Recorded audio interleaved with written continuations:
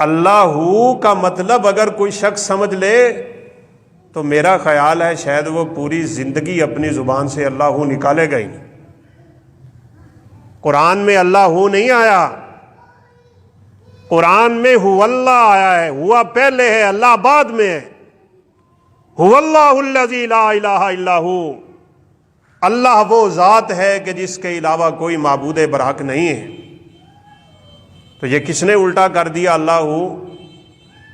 وہی پیروں فقیروں اور مریدوں کے چکر ہیں۔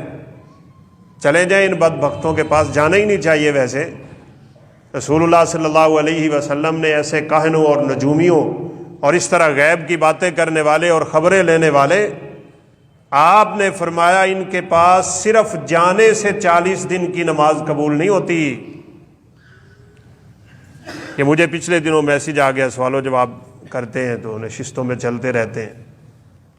یہ ہم نے ایک بچی کا رشتہ مانگا ہے، رشتہ طے ہو گیا ہے، بات پسند ہے دونوں طرفوں سے، تو لڑکے والوں نے استخارہ کروایا ہے، اور استخارے میں مولوی صاحب نے یہ بتایا ہے کہ اس کے لفظ میں، اس کے نام میں جو ہا آتی ہے نا، اس کو خا بنا دیں، نام بدل دیں، پھر شادی صحیح ہے، وگرنہ یہ شادی برباد ہو جائے گی۔ تو کیا یہ کروانا جائز ہے؟ یہ غیب کی خبریں، یہ نجومیوں کے کام، یہ کاہنوں کے چکر، ان کو عربی میں عراف کہتے ہیں، عراف اور کاہن۔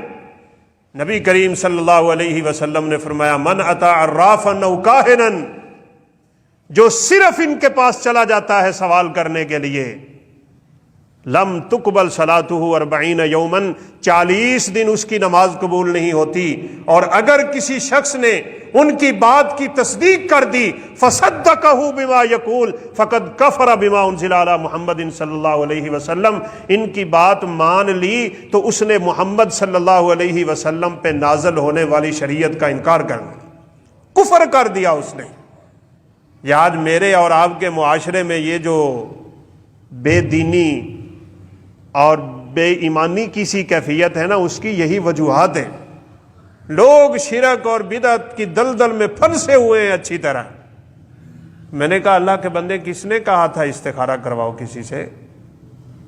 اور کس نے کہا کہ استخارے کا مطلب یہ ہے کہ تم غیب کی خبریں محسوس کرو؟ استخارہ کر کے چوری پکڑنی ہے جی؟ استخارے اس لیے ہوتے ہیں، استخارہ کا مطلب ہوتا ہے اللہ تعالیٰ سے خیر طلب کرنا۔ ہر بندہ اپنا استخارہ کرے، دوسرے سے استخارہ کرنے کا شریعت میں کوئی تصور نہیں ہے۔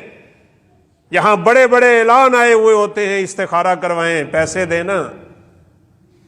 بلکہ بڑی عجیب بات ہے، پتہ نہیں مولویوں کو بھی کیا ہو گیا ہے۔ ایک جگہ پہ اعلان ہوا تھا کہ اپنے مردوں کی طرف سے نمازیں پڑھوانے کے لیے ہم سے رابطہ کر لیں۔ امت مسلمہ کیسے بہک گئی ان بدعتوں میں آ کے۔